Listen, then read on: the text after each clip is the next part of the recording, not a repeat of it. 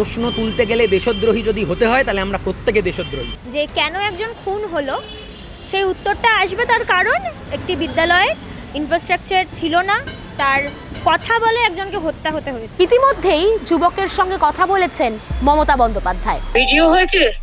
হ্যাঁ, ভিডিও করেছে। আমার ফোনটা অ্যাকচুয়ালি জানেন তো দিদি, আমার ফোনটা না ওরা নিয়ে নিয়েছিল, ফোনটা নিয়ে আমি ফোনটা এখনো পাচ্ছি না। ফোনের মধ্যে অনেক ভিডিও এবং অনেক অডিও।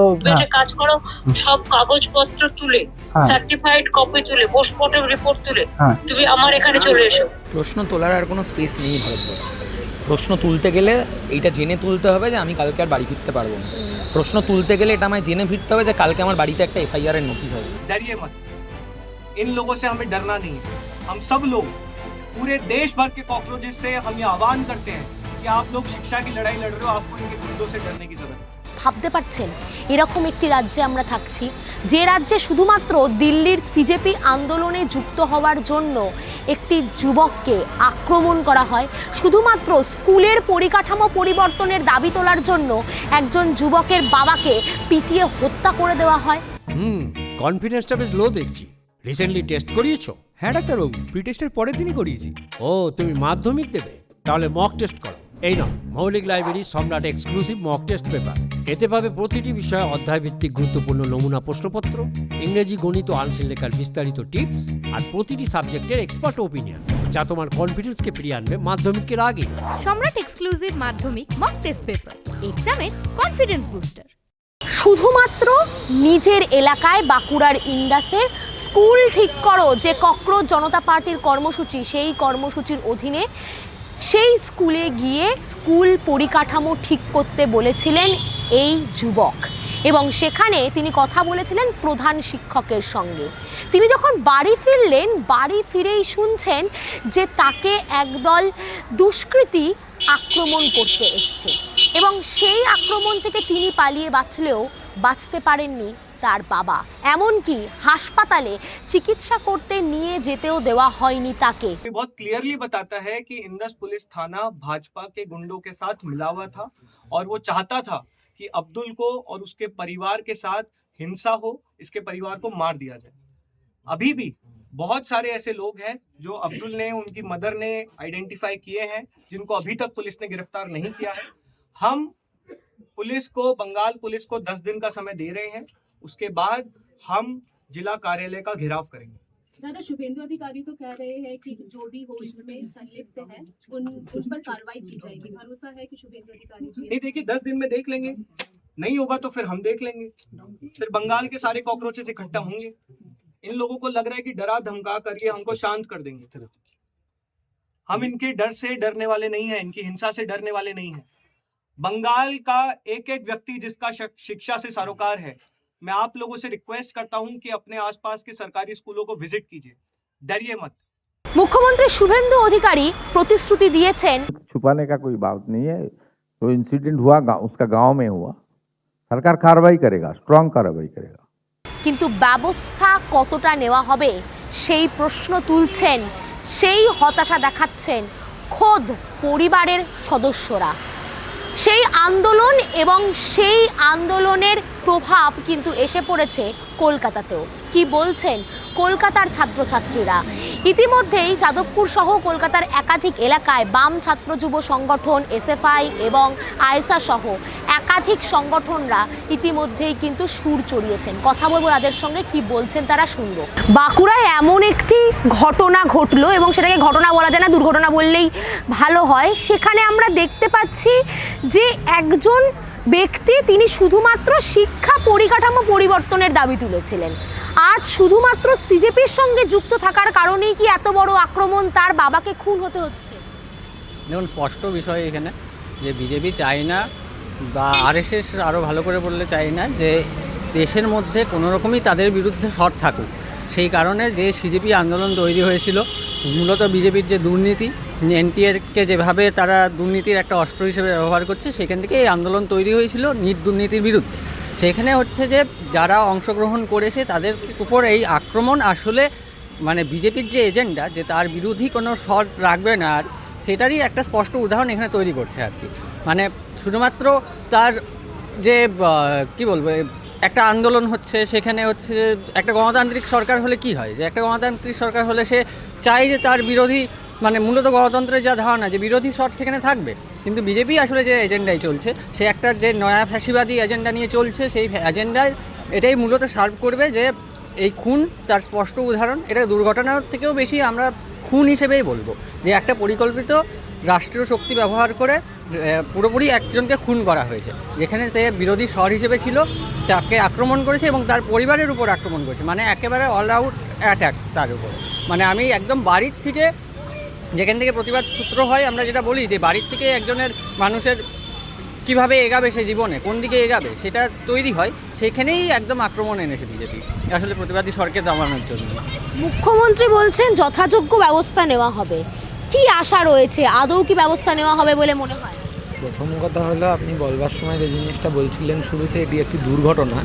এটি কোনোভাবেই একটি দুর্ঘটনা নয়, এটি একটি প্রি প্ল্যান্ড অ্যাটাক এবং একটি প্রি প্ল্যান্ড মার্ডার। প্রশ্নটা হলো, একটি ছেলে সে যেই শিক্ষা ব্যবস্থার মধ্যে আছে সেখানটাতে দাঁড়িয়ে দিনের পর দিন দুর্নীতি বেড়েই চলেছে। পেপার লিক যেখানে একটি নিউ নর্মাল হয়ে দাঁড়িয়েছে, এটাই নতুন সংস্কৃতি হয়ে দাঁড়িয়েছে ভারতবর্ষের, সেখানে দাঁড়িয়ে সে প্রতিবাদ করার জন্য এবং যাতে একটা জাস্ট সিস্টেম তৈরি হয় সেটার জন্য সে আওয়াজ তুলতে যন্তরমন্তরে গেছিল। যন্তরমন্তর থেকে ফিরে আসার পর যখন সে তার গ্রামে ঢোকার পর থেকে তাদের পরিবারের ওপর থ্রেট করা শুরু হয়। অদ্ভুত বিষয়, এই থ্রেট করার পর শুধুমাত্র সরকারের প্রতিনিধি আসেনি এই অবধি প্রশ্নের অভিযোগ দাঁড়ায় না। সবথেকে অদ্ভুত বিষয়, সেখানকার যে এমএলএ বিজেপির, সে নিজে এসে তাদের বাড়িতে থ্রেট করে এবং তার বাবাকে একটি লিঞ্চিংয়ের শিকার হতে হয়, মব লিঞ্চিংয়ের দ্বারা খুন হতে হয় তার বাবা।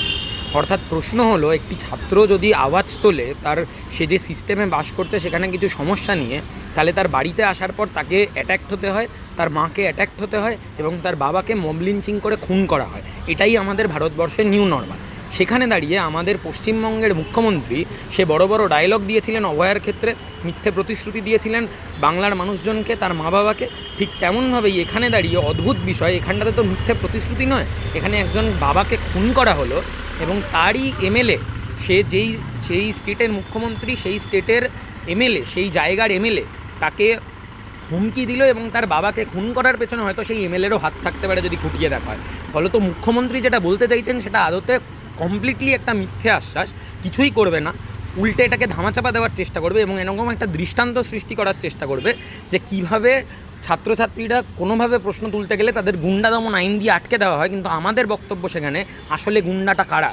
এই সরকারের প্রতিনিধিরা, যারা এইভাবে একটি ছাত্রকে দমন করছে এরকমভাবে এবং তার পরিবারের লোকজনকে খুন করছে। আমাদের প্রশ্ন হলো, এই গুন্ডা দমন আইনটা আসলে ছাত্রদের জন্য নয়, সরকারের প্রত্যেকটা ইন্ডিভিজুয়াল, স্পেশালি মুখ্যমন্ত্রী এবং প্রধানমন্ত্রী, তাকে জেলে ঢোকানোর জন্য প্রথমে এনাক্ট করানো প্রয়োজন।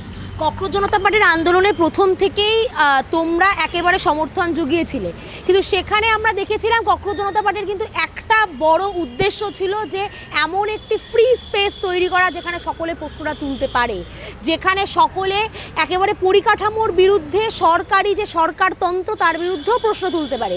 আজ কি কোথাও গিয়ে সেই প্রশ্ন তোলার ক্ষমতা বা প্রশ্ন তোলার যে স্পেস সেটাকে বন্ধ করে দেওয়ার চেষ্টা চলছে? প্রশ্ন তোলার আর কোনো স্পেস নেই ভারতবর্ষে। প্রশ্ন তুলতে গেলে এইটা জেনে তুলতে হবে যে আমি কালকে আর বাড়ি ফিরতে পারবো না।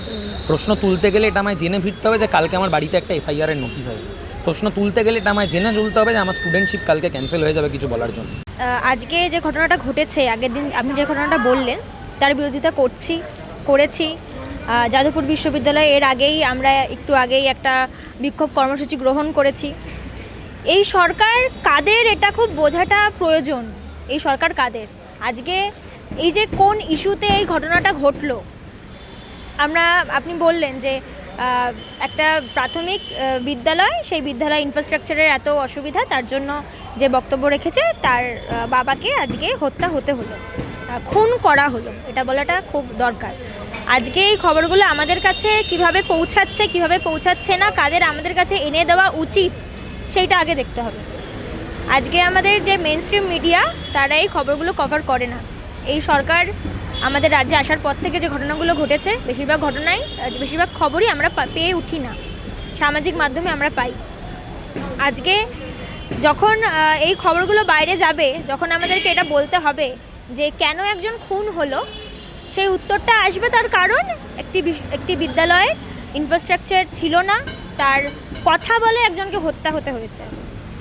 তাহলে এই সরকারটা ঠিক কাদের, এই সরকারটা ঠিক কী চায়? এই সরকারটা কি চায় আদৌ যে শিশুরা বা ছাত্রছাত্রীরা পড়াশোনা করার সুযোগ পাক? আমার তো মনে হয় না। আজকে শিক্ষা, স্বাস্থ্য এগুলোর অধিকার সবার হওয়া উচিত। আজকে দিল্লির যন্তর মন্তর থেকে কলকাতা বা আর যে জায়গাগুলোতেই এই নিট কেলেঙ্কারির জন্য যে প্রতিবাদ গড়ে উঠেছিল, তার আগে আমরা শুনলাম আমাদেরকে ককরোচ বলা হলো, ককরোচ জনতা পার্টি গঠন হলো, সব ছাত্রছাত্রীরা রাস্তায় নেমে পড়লো।